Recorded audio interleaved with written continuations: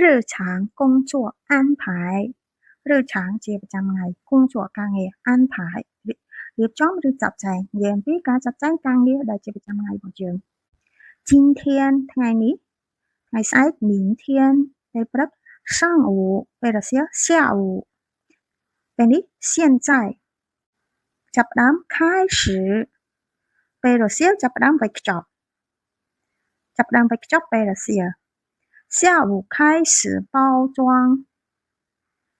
ចាប់ផ្ដើមផលិតឥឡូវនេះយើងដាក់ពេលវេលាមុន现在开始生产完成បញ្ចប់សូមបញ្ចប់ថ្ងៃនេះ请今天完成ការបញ្ជាទិញ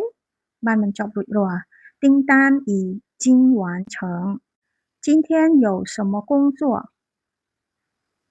ថ្ងៃនេះមានការងារអីគេចង់សួរថាថ្ងៃហ្នឹងយើងរៀបធ្វើអីគេខ្លះមានការងារអីខ្លះដែលត្រូវធ្វើ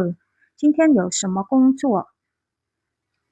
បើយើងបកតាមអក្សរមួយប្រហែលជាមើលទៅដូចអត់ចូលន័យប៉ុន្តែភាសាចិនពេលដែលគេនិយាយចឹងមកគឺគេចង់សំដៅទៅលើថាថ្ងៃហ្នឹងយើងមានការងារអីខ្លះដែលត្រូវធ្វើ今天有什么工作ថ្ងៃហ្នឹងមានការងារអីខ្លះទៅពិនិត្យផលិតផលជាមុនអញ្ចឹងធ្វើអីជាមុនគឺ先ហើយសកម្មភាព先检查产品ពេលណាចាប់ផ្ដើមវេចខ្ចប់ពេលណា什么时候ចាប់ផ្ដើម开始វេចខ្ចប់包装什么时候开始包装ចាប់ផ្ដើមវេចខ្ចប់ពេលរសៀលដាក់ពេលវេលាមុន下午开始包装អាចបញ្ចប់វាថ្ងៃហ្នឹងអត់今天可以完成吗可以完成អាចបញ្ចប់ជាសំណួរ可以完成吗ថ្ងៃហ្នឹងដាក់ពេលវេលាមក今天可以完成吗可以បាន